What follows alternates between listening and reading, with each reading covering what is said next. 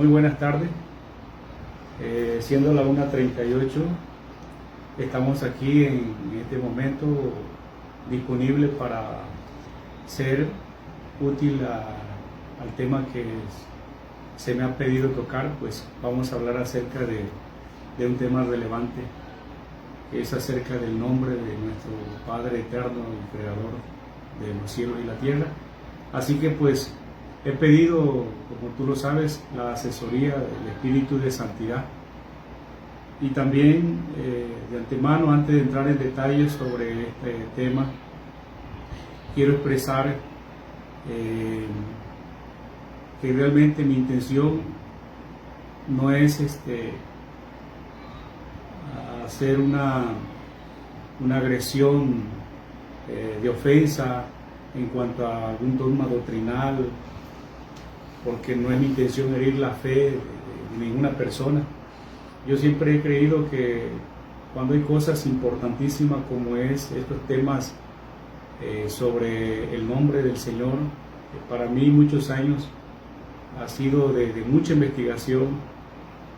Gracias al Eterno sí he llegado a tener ciertas informaciones que han despejado muchas dudas de mi mente. Así que pues vamos a pedirle al Eterno que nos asesore primeramente, como lo dije en la oración, que nos asesore con su Espíritu de Santidad, y que me disculpen si de los que pido una disculpa a todos los que escuchen esta grabación. Y pues como siempre he dicho, estoy a la disponibilidad, estoy abierto a la crítica, estoy abierto a los comentarios, a las opiniones, a los argumentos de otras personas que puedan compartir conmigo, tanto sus preguntas, el por qué yo digo esto, por de a dónde, o cuáles son las fuentes, en qué me baso para argumentar sobre lo que en este momento vamos a tocar. Así que el tema principal... ¿Por qué el maquillaje de las traducciones bíblicas? Bueno, realmente ese es un título que encontré especialmente en esto, porque para que nosotros podamos contestar seriamente en quién hemos creído y si tiene un nombre, cómo se llama, nosotros debemos de tener una respuesta concreta, fundamentada en algo, ya sea en la historia, en la tradición, o en la cultura, o en alguna fuente que realmente a nosotros nos asegure que realmente nuestro Dios tiene un nombre. Y por eso, como a nosotros se nos ha revelado el nombre de nuestro Dios, o el creador, de la que nosotros llamamos Abba Kadosh, Padre eterno, Padre santo, las Escrituras nos dan un nombre, pero según las traducciones que se han hecho a través de la Sagrada Escritura han cambiado, porque ahorita vamos a ver cómo se le conoció al Eterno al principio. Y por eso yo le puse el maquillaje de las traducciones, porque quiero basarme en el texto bíblico de Jeremías 8:8, que dice así: el Eterno les pregunta, a través de la boca del profeta, les pregunta al pueblo: ¿cómo decís, nosotros somos sabios y la ley del Eterno está con nosotros? Y dice el texto: ciertamente la ha cambiado en mentira la pluma mentirosa de los escribas. Tomo este punto, este texto bíblico, lo tomo para argumentar sobre lo que voy a decir. Lo tomo porque realmente cuando leemos esto, Jeremías le está describiendo al pueblo que había muchas cosas que se habían escrito desde el tiempo de Moisés, pero después de Moisés después que el pueblo de Israel pasó por varios exilios hasta llegar a Babilonia, es allí donde ya habían hecho muchos cambios los escribas, los que tenían la cultura y el arte de escribir la Torá. Vemos que la historia nos arroja que se hicieron muchas modificaciones en cuanto a la unicidad de Dios, si era uno, o si eran dos, o si eran tres, o si eran varios.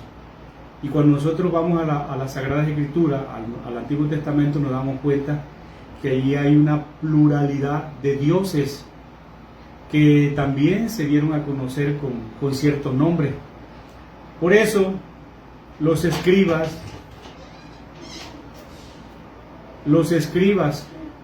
o los que tenían el trabajo de anotar, de anexar toda la historia en cuanto a esta naturaleza divina, yo hallo ahí que sí, antes que la Taná o la Biblia fuera escrita y que pasara por traductores, ya se habían hecho muchos cambios. Habían modificado muchas partes de la Torá los escribientes. ¿Cómo puedes avalar eso? Bueno, lo voy a avalar en la historia de cuando, después de Babilonia, después del exilio, en el tiempo de los macabeos, en el tiempo de los griegos, Ptolomeo II quiso tener en su museo, más que museo, voy a rectificar, en su biblioteca en Alejandría, quería tener de todas las naciones conquistadas, de todos los reinos, quería tener un ejemplar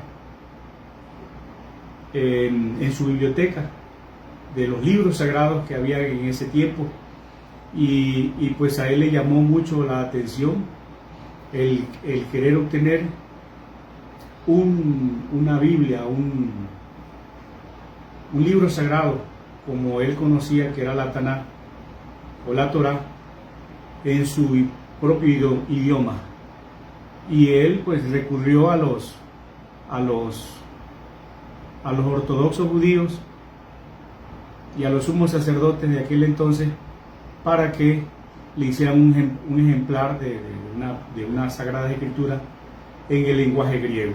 Y fue ahí donde la historia nos empieza a dar un conocimiento de que él convocó a 72 rabinos, o 70 como le llaman, porque en realidad no fueron 70, fueron más, pero allí los convocó y los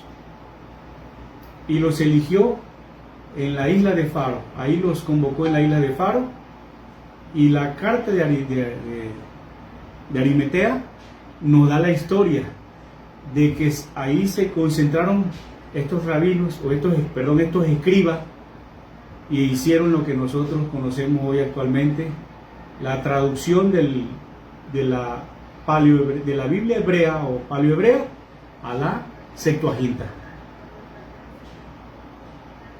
Y allí nos cuenta la historia que hicieron muchas modificaciones en cuanto si nuestro Elohim o el Eterno era un Dios que no tenía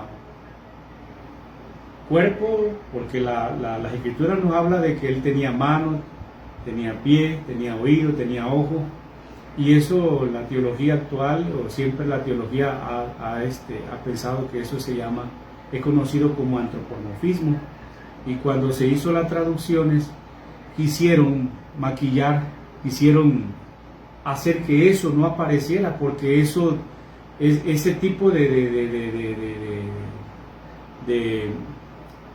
de lo que estaba escrito allí tenía algo parecido a las historias que los, vamos a decir así, griegos. De los griegos, que hablaban de que Zeus era fuerte, los dioses mitológicos. Los semidioses. Entonces el Dios que nos habla la Taná tenía ciertas similitudes, apariencias. Entonces si tenía mano, pues podía tocar, era como nosotros, como un ser humano. Entonces la historia nos dice que los escribas de aquel entonces no les parecía, no les gustaba que eso estuviera dentro de sus escrituras, pero sin embargo ahí estaba detallado en lo que nosotros conocemos como el Pentateuco o la Humash, que conocemos nosotros como los 5 libros de nuestra Sagrada Escritura del Antiguo Testamento. Y hay otras cosas que ahorita vamos a hablar, pero quiero compartirte algo también. Lo que dice en Deuteronomio 29:29, dice: las cosas secretas pertenecen al Eterno, nuestro Elohim, mas las reveladas son para nosotros y para nuestros hijos para siempre, para que cumplamos todas las palabras de esta ley. Yo cuando comprendí este significado de este texto, me di cuenta que sí, ciertamente las cosas secretas pertenecen a Dios, pero hay muchas cosas que la historia no nos cuenta y que no tenemos nosotros recursos como para confiar en el ser humano, en la historia humana, y decir, me voy a basar a aceptar esto que realmente no está escrito y lo voy a creer como si realmente fuera una verdad. Pero las cosas que nosotros no son reveladas por el hombre, son las cosas que realmente Dios está revelando actualmente y sigue revelando, como se las reveló a Daniel, como se las reveló a José, como se las reveló a los profetas. El Espíritu de Santidad sigue revelando estas cosas secretas. Entonces, si son reveladas, yo no pongo en duda lo que el Señor me ha mostrado a través de el tiempo para conocer verdaderamente si el Dios que yo creo tiene un nombre, y si tiene un nombre, ¿cómo se llama? Entonces, si alguien me preguntara ahorita, a ver, ¿cómo se llama tu Dios?, yo le digo que no tiene un nombre. ¿Por qué? En la Sagrada Escritura, el nombre que está allí no es su nombre. Que sería Jehová. Bueno, ese es el nombre actualizado. De hecho, que viene del siglo XX para acá, viene dándose a conocer como Jehová. Pero antes no era Jehová. Y eso lo vamos a ver ahorita en algunos detalles que vamos a ir analizando. A ver, ¿de hecho qué? De hecho, el nombre Dios no existía en la Torá. La palabra Dios. Sí, realmente. Porque Dios se le atribuía en la Torá como Elohim o Elohim. Sí, lo que pasa es que la palabra Dios en las traducciones, por eso estamos hablando del maquillaje de las traducciones, eso fue maquillado, porque cuando se hicieron las traducciones del paleohebreo, del hebreo estándar a la Septuaginta y de la Septuaginta al latín, los traductores no se dieron cuenta, los que no eran expertos en esta maestría que es la gramática hebrea, no se dieron cuenta que existía una clave gramatical que usaron los expertos gramatólogos hebreos en cuanto al arte de escribir y leer el hebreo. Nosotros sabemos que actualmente hoy nuestra traducción que es hija de la Vulgata latina, porque ni de la Septuaginta, es de la Vulgata latina. ¿Qué es la Vulgata latina? La Vulgata latina es la traducción que hizo Jerónimo.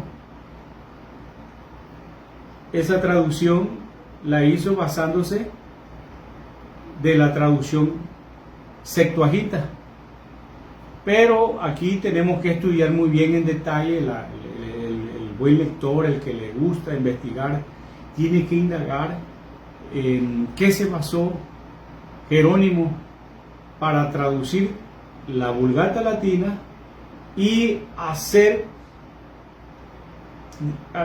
para traducir la Vulgata latina a la, perdón, de la Septuaginta a la Vulgata latina y decir que esa era la mejor que la Septuaginta, porque para Jerónimo y para los padres de la iglesia, para el papa de aquel entonces, ¿verdad? Ella sustituyó a la traducción griega. Y no solo a la traducción griega, sustituyó también a la hebrea. En otras palabras, ella vino a ser la tercera reina, podríamos decir, en cuanto a lo que nosotros llamamos las Sagradas Escrituras.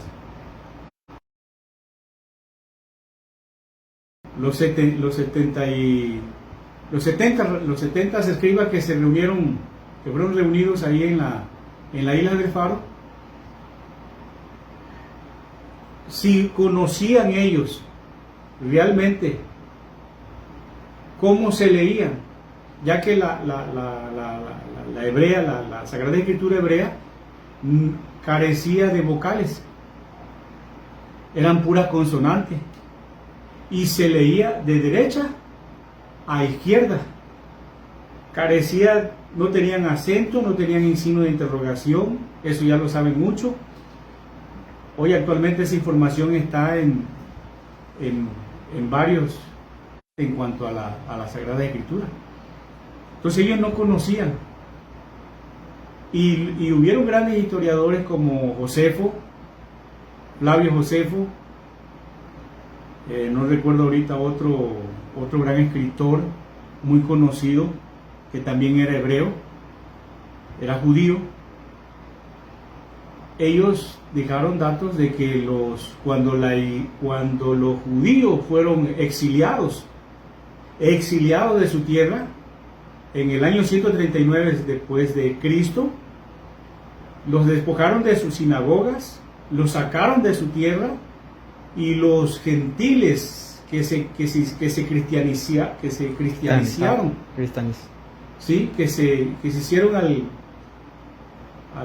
cristianismo judío y tomaron autoridad, ellos se apoderaron de su tierra y pusieron en sus sinagogas gente importante de aquel clero, de aquella institución romana, para que estudiaran, analizaran y eligieran los mejores libros que a ellos que a Roma le conviniera para fundamentar su credo y hacer una nueva institución cristiana a nivel mundial. Y ahí cuando nacen las teologías doctrinales, pero ya no era una doctrina hebraica, sino que era una doctrina greco-romana. ¿Qué quiero decir con esto? Que ellos tomaron lo que pudieron y según su conocimiento, porque deberían haber sido hombres expertos no solo en los diferentes idiomas, porque los 3 idiomas para hablar un idioma, vamos a suponer que eran los 3 idiomas más importantes, que lo vemos en la cruz de Cristo, ¿te acuerdas? Que habla que cuando Pilato puso primero puso el hebreo, el griego y el latín, ¿verdad? Jerónimo y todos ellos tuvieron que conocer, hablar bien esos idiomas. Pero una cosa era hablar el idioma y otra cosa era conocer a profundidad la gramática de esos idiomas. Y como algunos saben que han estudiado el griego, que se han dedicado a estudiar cómo era la gramática del griego, cómo era la gramática hebreo, era muy complejo Hasta de hecho, actualmente hay polémica sobre la Septuaginta, porque la Septuaginta no solo se escribió en la lengua materna, que era el koiné. Habían otros, podríamos llamarle, ¿cómo se le llama? Dialecto. Estaba después del koiné estaba un dialecto que era conocido como, se me está olvidando estos tres dialectos. El dialecto ptolomaico, el jónico, no recuerdo el otro. Bueno, eran tres dialectos importantísimos. Ok.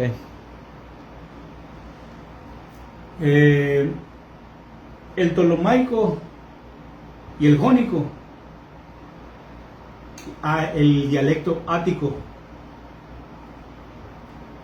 pero uno de ellos era muy corriente, o sea que no era para gente profesionista. Por ejemplo, el ptolomaico era un dialecto griego de gente versada, de gente que eran de abogados, y parte de lo que nosotros conocemos en la Biblia se usaron, esas traducciones se usaron. Se tenía que conocer eso, aparte de la lengua materna griega, que era el koiné. Se tenía que conocer eso. Entonces Jerónimo, hacer una traducción, que se atrevió a hacer una traducción, tuvo que bajar a Jerusalén para estudiar el hebreo. O sea que,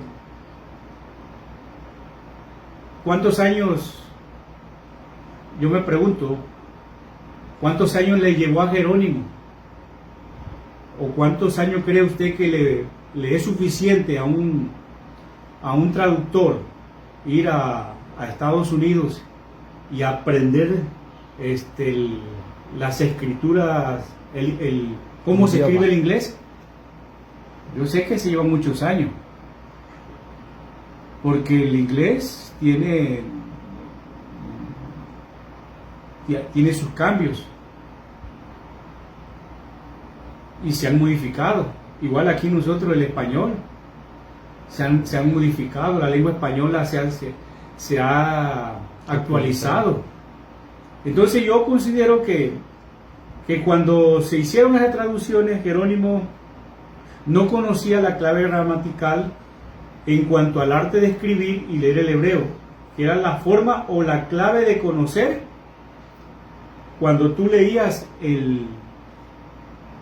la escritura hebrea, te encontrabas con puras consonantes, pero como no tenía vocales, ¿cómo leías eso? ¿Qué sonido tenía? Por ejemplo, si tomáramos ahorita las cuatro consonantes de lo que nosotros hoy nos lo tradujeron como, hicieron una traducción de Jehová, de ahí, de este tetragramatón, que es la Yu, la Hei, la Ba y la Hei, que es una Y, una H muda, una V y otra H. ¿Puedes leer eso? No puedes leerlo. Entonces cuando se hicieron la traducción a la Septuaginta, los escribas que le hicieron a Ptolomeo este ejemplar bíblico no se atrevieron a poner ninguna, así lo tradujeron al griego. O sea, el tetragramatón así se transfirió al griego como a ellos se les entregó. O sea que, ¿cómo le llamaron? Dice que para eso el arte de escribir y leer era la forma o la clave, era conocer lo que significa ketit keret, que cuando lee se debe dar por entendido el lector que ketit significa qué es lo que está escrito en el texto bíblico, y keret es una nota en el margen que indica cómo se debe leer. O sea, estas dos palabras que tikeret era una herramienta principal en un experto hebreo cuando iba a abrir las páginas de las Sagradas Escrituras hebreas. Tenía que tener en cuenta podríamos decir, este parámetro.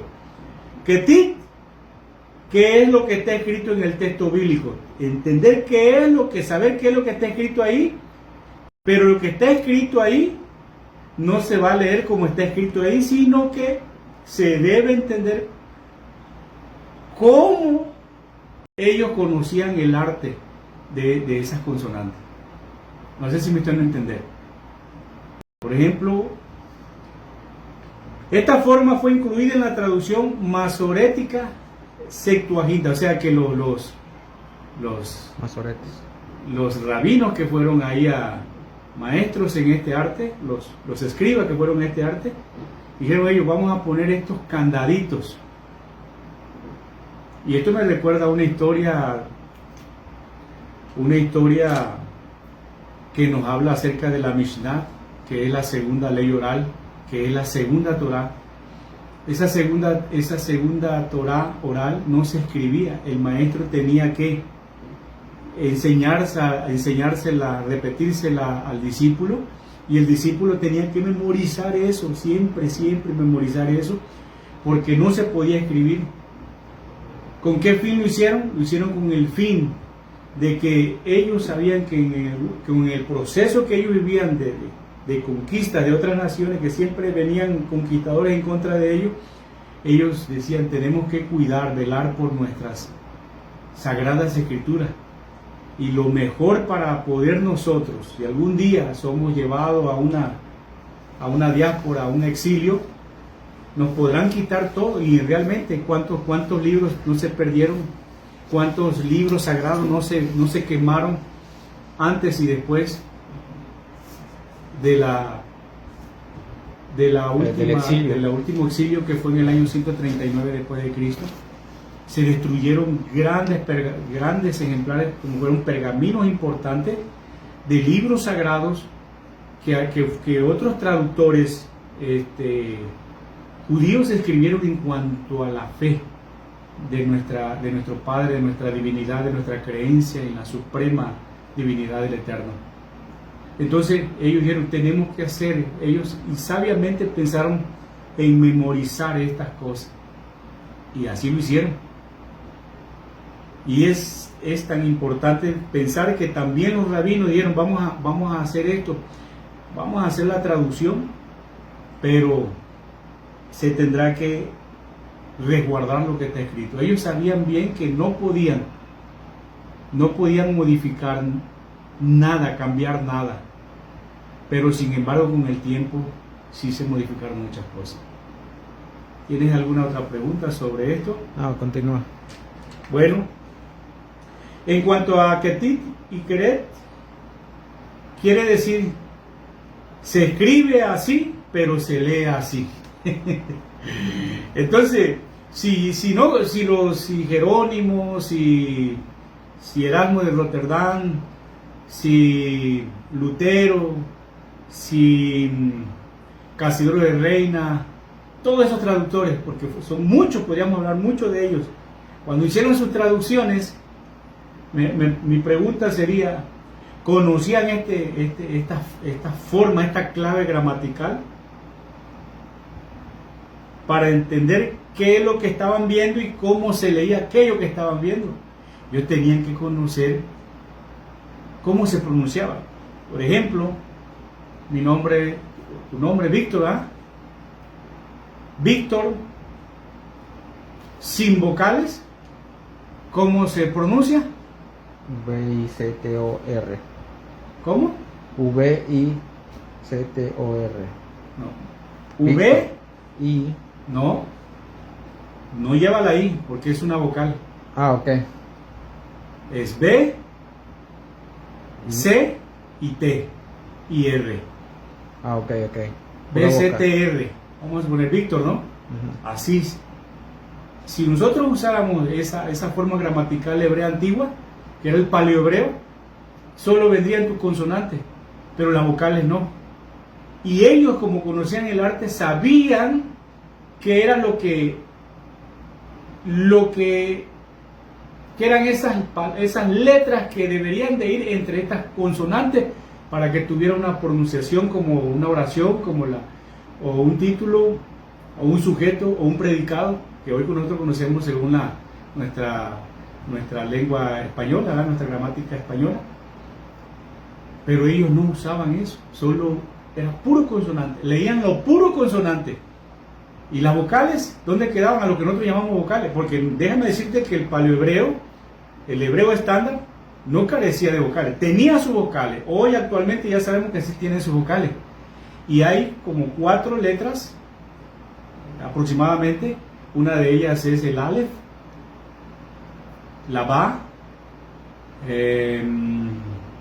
la Yu, no recuerdo la otra letra, pero eran aproximadamente 4, de 4 a 5 letras, pero aproximadamente estas letras en las escrituras hebreas tenían un papel que cuando se leía el buen estudioso en este arte sabía cuándo era consonante y sabía cuándo se convertía en una vocal. Entonces, conocieron esto los traductores, pero lo más dificultoso para un gramatólogo no hebreo, tenía que conocer esta clave que ti cree, que quiere decir que cuando lee se da por entendido el lector que ti significa, qué es lo que está escrito en el texto bíblico, y cree es una nota en el margen que indica cómo se debe leer. Que en otras palabras, se escribe así, pero se lee así. Eso así lo asentaron los masoréticos y también estos traductores hebreos. Entonces, sí, ciertamente ahorita vamos a ver que el Jehová no es la forma correcta, no existe. En los manuscritos antiguos nunca existió eso. Por eso siempre se conoció como Yu-Hei Ba-Hei. Y el nombre que yo realmente, que más que nombre, es un título, es el que conocemos que se le dio a Moisés, el yo soy el que soy. ¿Qué es el yo soy el que soy en hebreo? Heye Hasher Heye. Eso también es importante reconocer.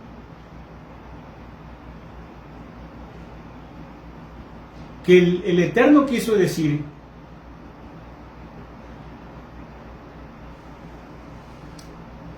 que cuando los gramatólogos hebreos los masoretas encontraron el Yu-Hei Ba-Hei, ellos optaron por leerlo como Adonai, para proteger que el nombre sagrado no fuese pronunciado correctamente por ninguna persona común. O sea que si tuviéramos ahorita una Biblia, nosotros aquí una Biblia hebrea, no íbamos a encontrar más que el tetragramatón. Y nosotros, para leer el tetragramatón, tendríamos que aceptar lo que los masoretas hicieron. No nos dieron el nombre original. Dice que ellos, la historia nos narra que ellos optaron por transferirles las vocales de Señor, de Kyrios, que en griego, al tetragramatón, y colocaron algunos, como el primero que hizo y el segundo que hizo después de los masoretas, porque los masoretas no pusieron Jehová, ellos pusieron a Adonai. Dice, por esta causa en muchas ediciones solo fue transcrito en las ediciones bíblicas como Adonai, Señor. ¿Cómo sabes que el nombre de Jehová es el verdadero nombre de Dios? ¿Cómo lo sabes tú? ¿Cómo lo sé yo? Pues si no está en la Biblia, entonces ¿por qué está en la Biblia? Porque alguien me puede decir, no, pues es Jehová porque en mi Biblia dice que su nombre es Jehová. Sí, pero eso dice la traducción. Pero la historia antigua realmente de la Sagrada Escritura no dice que ese era el nombre al principio. Los masoretas usaron las vocales de Adonai y entonces allí se empezó a dar las primeras pronunciaciones como lo que nosotros conocemos que el segundo que se atrevió a hacer esta transferencia fue el llamado Pedro Galatinos en el año 500.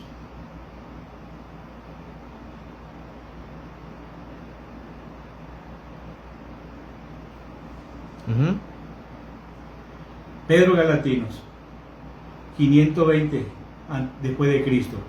Dice, existe una clave gramatical que usaron, ya eso ya lo vimos,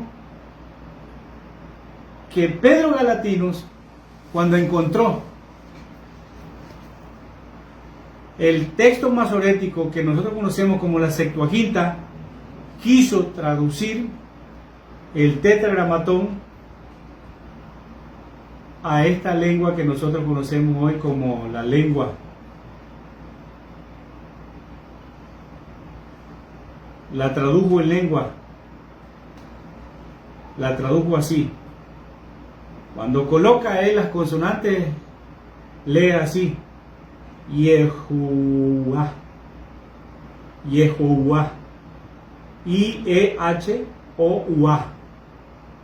Entonces digo, se va a llamar Jehová, pero fue Pedro Galatino el que inició y el que se atrevió a transferirnos a todas las traducciones lo que nosotros conocemos como el nombre de Jehová. Pero ¿quién le dijo a Pedro Galatino para basar su fundamento de traducción y decir que ese era el nombre correcto? Mira, Tyndale no se atrevió a hacerlo, sino que él puso después de Jehová, él dijo Jehová con H, o sea que Pedro Galatino no concluyó Jehová sin H, pero Tyndale en el año 1530 dijo, yo le voy a poner la H al final. Ahora mi pregunta es, en esta traducción de Galatinos a Tyndale, ¿quién de los dos dio correctamente la traducción del nombre de Yud-Hei Vah-Hei con vocales? Ninguno. Porque uno lo puso sin H y el otro lo puso con H. Entonces, ¿a quién creerle? ¿Qué traductor tenía la mejor corrección? Porque estamos hablando de traductores y de correcciones, y nosotros sabemos, yo he sabido y conozco que siempre se hacen traducciones tras traducciones y traducciones, y cuando se hacen traducciones se cometen errores gramaticales y a veces perjudiciales para nuestra fe. Un mentado escritor también, historiador del siglo XV, XVI, no, perdón, antes del siglo XV, Wycliffe prefirió mejor quedarse con Adonai. En sus traducciones mejor dijo Adonai, Adonai, porque era un problema hacer del tetragramatón un nombre. Pero entonces, ¿por qué los escribas no pusieron Jehová, sino nada más pusieron Adonai? ¿Y por qué Pedro Galatino no siguió la misma regla de Adonai y mejor prefirió ponerle Jehová? ¿Por qué?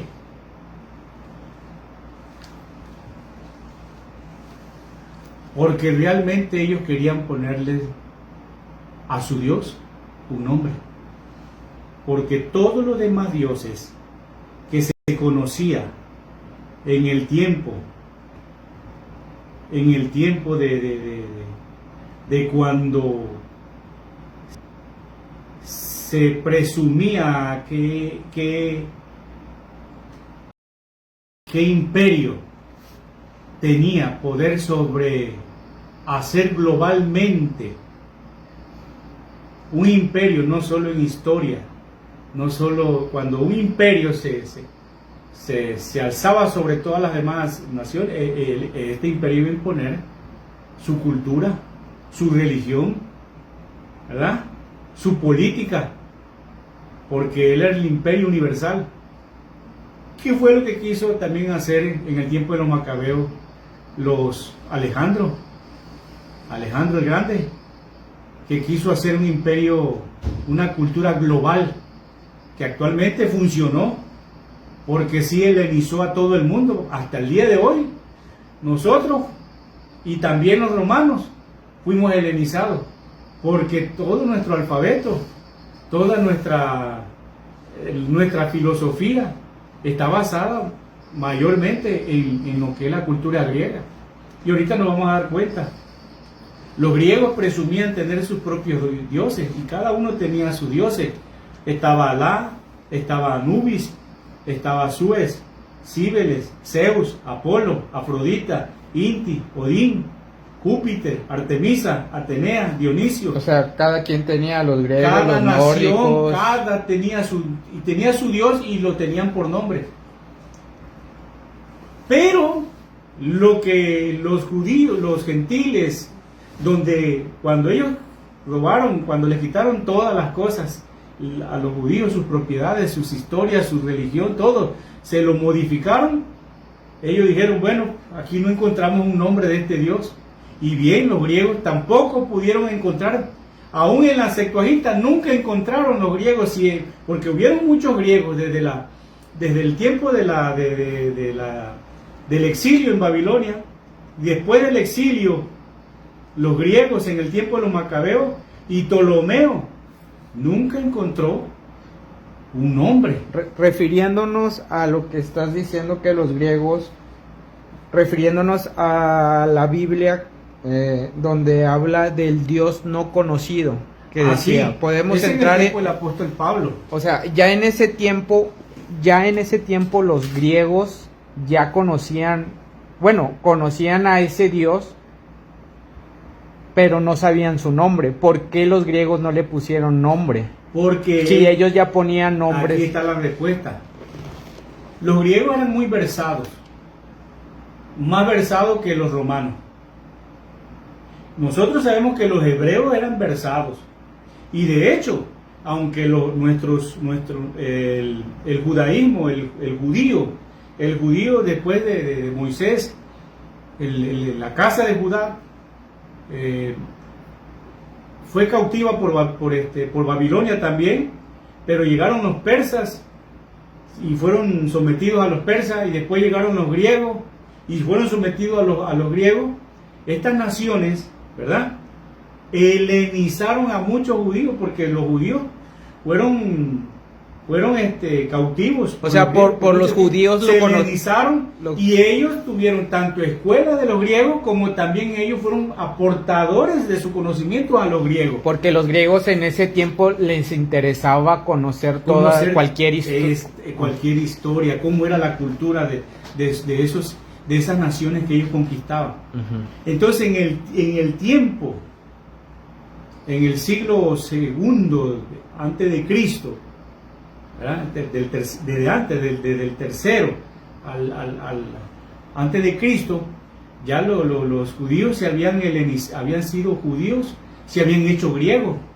Muchos judíos adoptaron el idioma griego. Por eso dicen que la lengua que primeramente ellos adoptaron fue la griega, y por eso aceptaron hasta el día de hoy.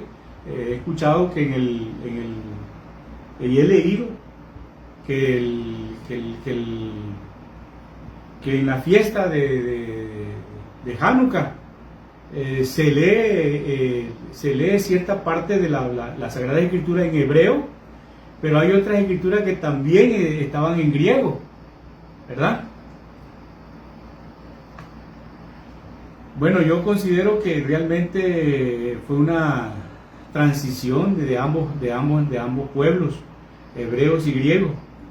Y allí yo logré captar realmente que Ptolomeo, cuando le entregan los rabinos, le entregan la Sagrada Escritura, la Septuaginta, Ptolomeo leyó la Biblia, leyó la Torá escrita, la Taná la leyó en griego, la Septuaginta la leyó, pero ahí nunca encontró cómo se llamaba o cómo se pronunciaba el nombre del Dios de los traductores.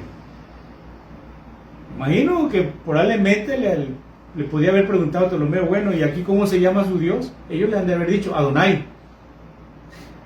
¿Qué significa esto? Yud Hei Vav Hei, Adonai, el Señor. Y nada más, y así se quedó siempre. Y siempre que le preguntaban ¿qué significa esto? Adonai, Él es el Señor. Pero Señor no es un nombre, es un título. Hoy nos estamos dando cuenta que es un título, ¿verdad? Entonces, el griego, por eso cuando Pablo llega a Atenas, los griegos siempre mantuvieron esa información, ese conocimiento, que los hebreos adoraban a un Dios que no se conocía entre los gentiles su nombre, solamente lo conocían los del pueblo de Israel, los de la casa de Judá o la casa de Israel, lo conocían, sí lo conocían. ¿Por qué? ¿Por qué me atrevo a decir esto? Porque el sumo sacerdote cada año, en el día de la expiación, él pronunciaba el nombre. Él lo pronunciaba. Y todos escuchaban cómo en hebreo se menciona. Eso es algo que a nosotros en realidad no se nos ha revelado. Pero estaba prohibido para un judío común que no tenía una autoridad sacerdotal, no podían, porque ellos respetaban que ellos tenían que, cualquiera que quería pronunciar el nombre, la tradición de la historia de los judíos menciona que estaba prohibido para un judío o un israelita, si no hacía antes una purificación, una consagración anticipada, no podían. De hecho, ellos no podían escribirlo, estaba prohibido. ¿Y por qué lo prohibieron? ¿Por qué? Porque ellos respetaban el mandamiento, el tercer mandamiento de la ley dada por Hashem a Moisés, que decía: no tomarás el nombre de tu Elohim en vano. Ya desde el mandamiento ellos tenían un concepto grandísimo que actualmente nosotros, como no conocemos realmente la sustancia de la expresión de ese mandamiento, común y corriente nosotros a veces usamos, que según, ¿verdad?, que vemos en la Escritura, Jehová, y decimos Jehová, y lo mencionamos así como si a la libre. Ellos no usaban el nombre, solo los que estaban autorizados, que era el sumo sacerdote. Pero en la Torá dada por Moisés, ni Moisés mismo, quien tuvo la certeza y la cercanía y la fuente original de cómo se llamaba él, este ser divino, él no se atrevió a escribir en ese sagrado libro lo que nosotros conocemos como Yud Hei Vav Hei. ¿Sí me estoy dando, si me estamos dando cuenta en esto? Sí. Entonces, ¿tenemos alguna otra pregunta sobre esto? Dale. Entonces, ¿por qué nosotros adoptamos esto de creer que el nombre de Jehová. Y esto estamos hablando de porque mayormente quienes defienden este nombre, más celosamente que nosotros, que cualquier institución evangélica, lo defienden los testigos de Jehová. Pero cuando tú le llevas la verdadera historia, ¿quién fue el que le puso al tetragramatón la E, la O y la A? Ellos tienen que reconocer entonces que no fue una revelación del Eterno a los traductores, a los escritores sagrados, porque nosotros sabemos que a nosotros se nos enseñó que toda escritura es inspirada por Dios. Entonces, me doy por entendido y me atrevo a decir que todos los que han hecho modificaciones y traducciones, pregunto yo, tienen que ser inspirados para hacer estos cambios en la escritura, sí o no. Porque al principio se hizo con inspiración divina. Por eso nos dice el texto bíblico de la carta del apóstol, porque los hombres de Dios, dice, no hablaron por sí mismos, sino que los santos hombres de Dios, dice, hablaron inspirados por el Espíritu, pero hablaron.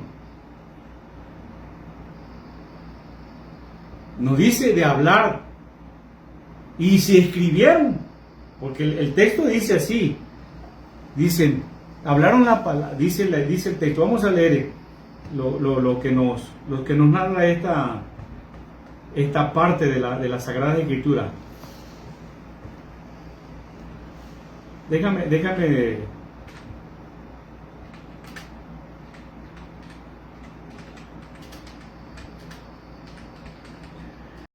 Los hombres de aquel, dice el texto así, escuchemos bien lo que dice aquí. Porque ninguna profecía, dice así, fue traída por voluntad humana, sino que los santos hombres de Dios hablaron. No dice escribieron el texto, no dice de escribir, ¿verdad? Una cosa es escribir y otra cosa es hablar. Y nosotros cuando leemos, siempre hemos basado de que toda escritura fue inspirada por Dios y escrita con inspiración. Eso lo decimos nosotros, pero el texto que nosotros usamos no habla de escribir, sino de hablar solamente. Y Pedro el apóstol, en 2 de Pedro 1:21, leemos así: porque nunca la profecía fue traída por voluntad humana. O sea, que no vino del cielo revelada por voluntad humana, sino que los hombres que les reveló Dios fueron iluminados en su mente y siendo profetas hablaron, pero no dice escribieron. Esa es la diferencia. Entonces, una cosa es ser inspirado para hablar y otra cosa es ser inspirado para escribirla. Y nosotros decimos que todas las escrituras fueron inspiradas por hombres de Dios, inspirados por el Espíritu de santidad de Dios.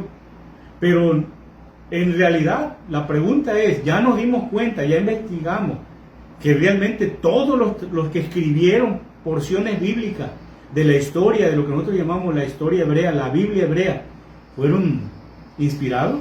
Pregunto, ¿se ha preguntado usted? ¿Los masoretas fueron inspirados en la isla del Faro? Ahí a los que Ptolomeo los convocó en la isla de Faro. Pregunto, ¿fueron inspirados? ¿Qué dice usted? Voy a hacer otra pregunta.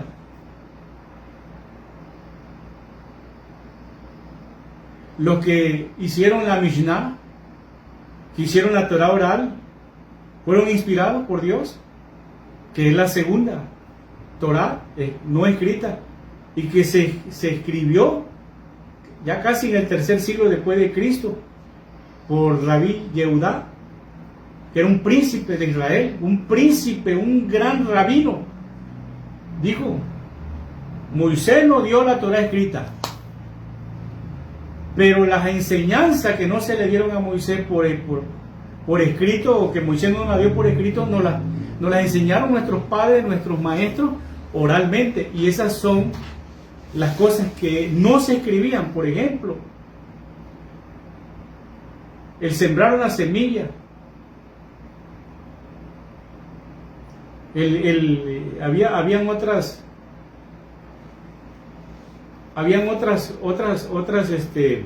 leyes.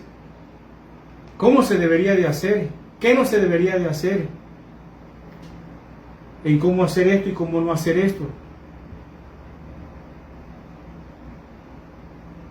Habían leyes complicadas que la Torá escrita no nos describía. Por ejemplo, voy a poner un ejemplo, y sí lo hubo, como el caso del Shabbat. En el Shabbat, si recuerdas tú, ¿verdad? Que el Shabbat decía, acordarte del día del reposo, para santificar los 6 días trabajarás y harás todas tus obras, mas el 7º día será reposo para Hashem tu Dios. No hagas en él obra tú ni ninguno, ni tus hijos, ni decía el mandamiento. Pero no te decía la ley qué sí podías hacer, cuándo lo podías hacer y cosas así que no deberíamos de hacer. Y esos problemas, algunas sí se escribieron después, pero otras no se escribieron. Como el caso del que recogieron leña y no estaba la enseñanza escrita. Lo llevaron ante Dios y dijeron, a este hombre lo encontramos. ¿Qué se debe de hacer con este hombre recogiendo leña en Shabbat? Y como no había una sentencia escrita, dijeron, bueno, apedréenlo todo, dijo Hashem. Y sí se escribió, la historia se escribió. Pero entonces tuvieron que los maestros como Moisés, los ancianos, los 70 ancianos y todos los de Israel, tenían que memorizarse cómo hacer una cosa y cómo no hacerla. Como el encendido del fuego en Shabbat, que no encender, que si encender en caso que hubiera mucho frío, temperaturas muy altas. ¿Se podía o no se podía? Eso no lo dice nuestra Torah, nuestra Sagrada Escritura. Entonces los ancianos dijeron, esta enseñanza la vamos a enseñar oralmente y es responsabilidad de nuestros alumnos que se la memoricen. Y así pasaron varios milenios hasta que Rabí Yehuda Hanasí dijo, vamos a escribir ahora porque se están olvidando de esta enseñanza.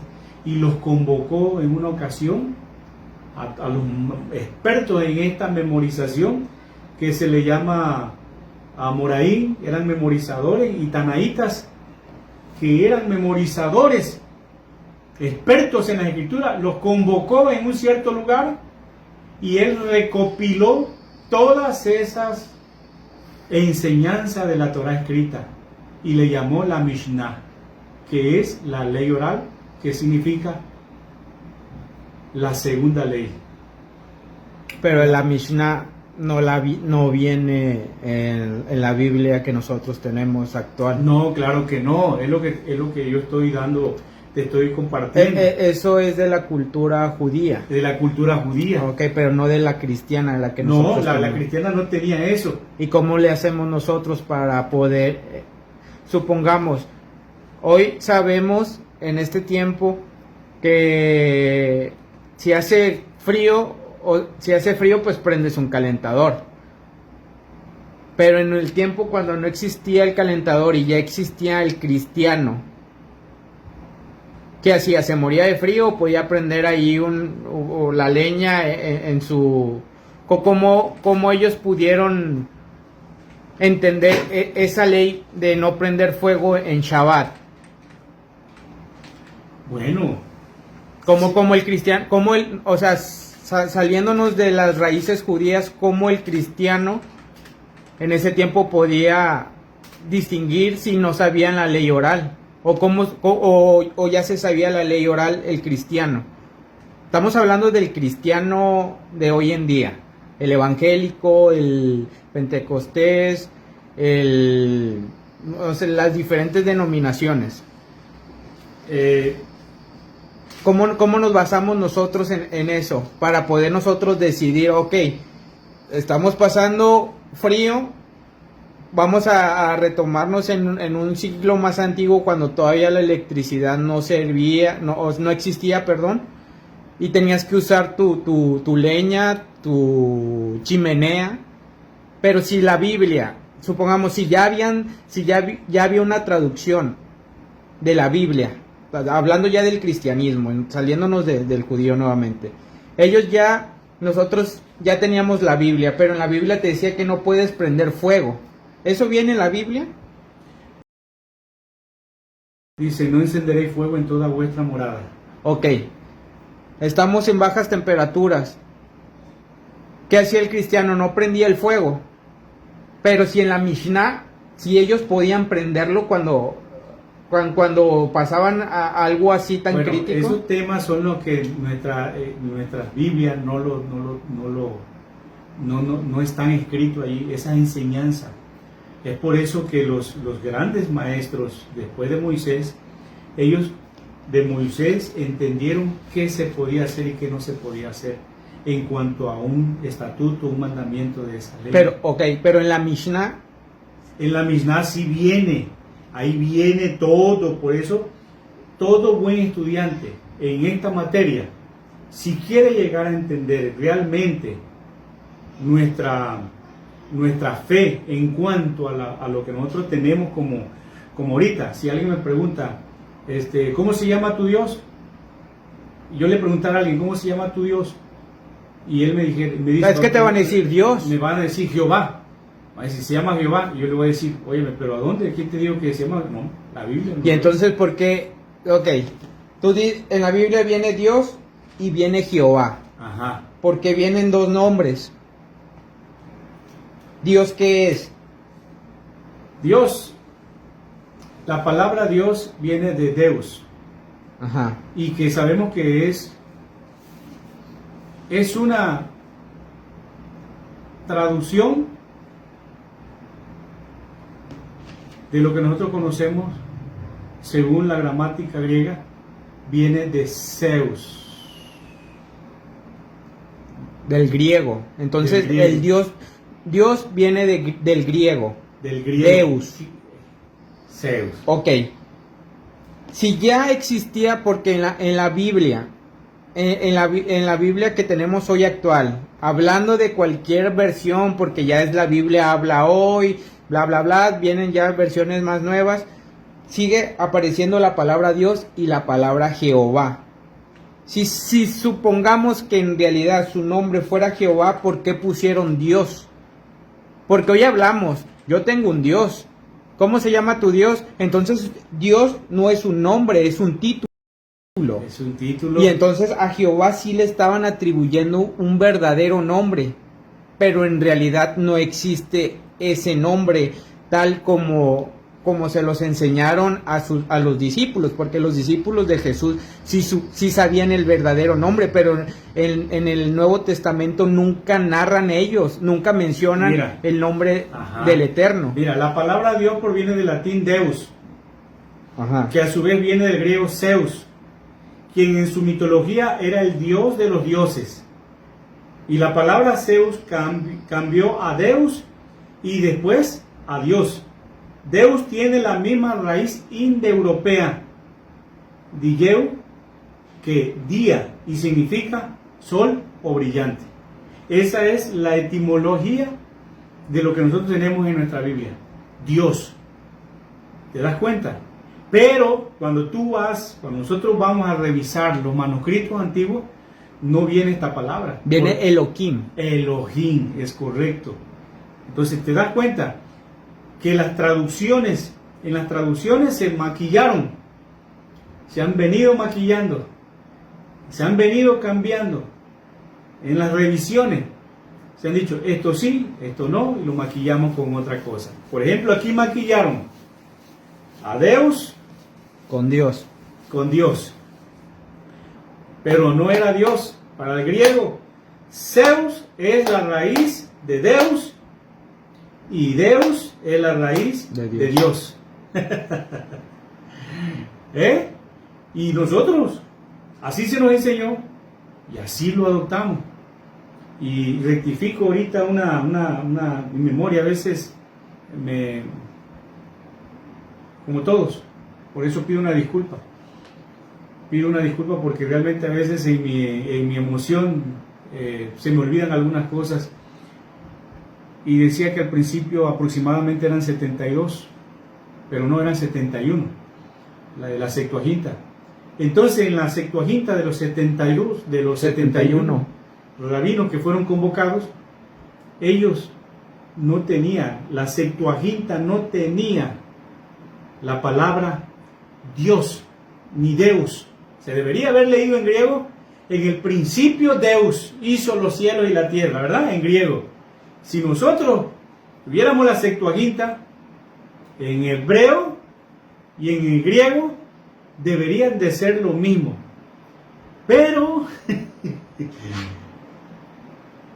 nunca vamos a encontrar la palabra Deus, porque el significado era una etimología.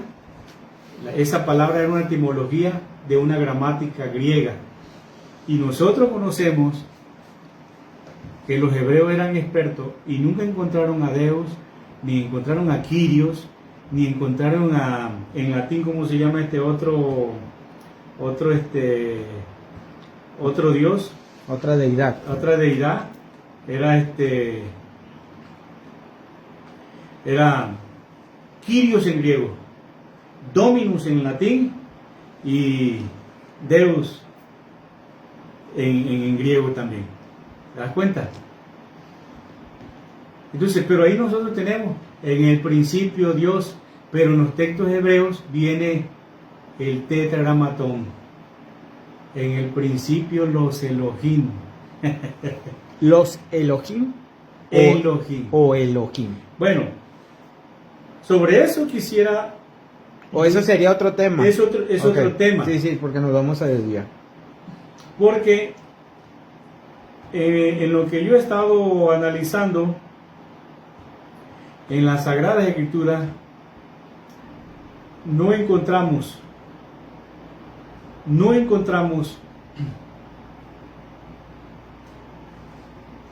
referencia ni de Jehová en las traducciones antiguas, ni de Yahvé en las traducciones antiguas, que la primera antes de Jehová es Yahvé, que era la más cercana,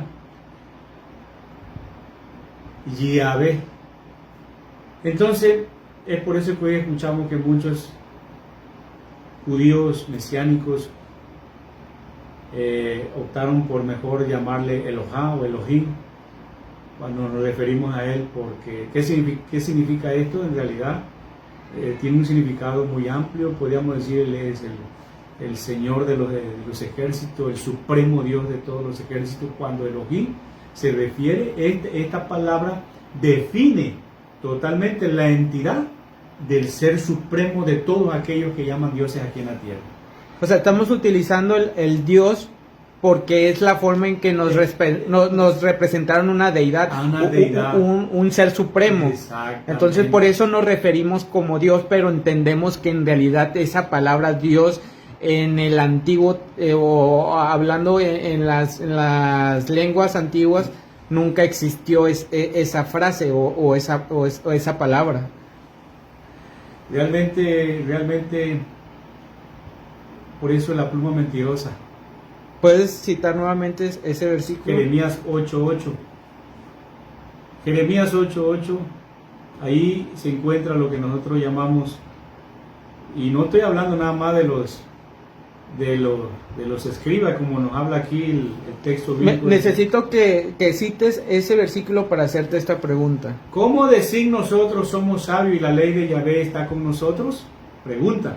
Ciertamente la ha cambiado en mentira la pluma mentirosa de los escribas. Ok, y si los escribas estaban escribiendo eso, ¿por qué metieron eso? ¿O en qué momento se metió? Aquí vamos. Según los eruditos en la Mishnah, en el Talmud, todos los sabios en Israel nos da una referencia de que desde el tiempo de Moisés siempre este imperio o esta nación o este pueblo siempre ha sido un pueblo de guerra.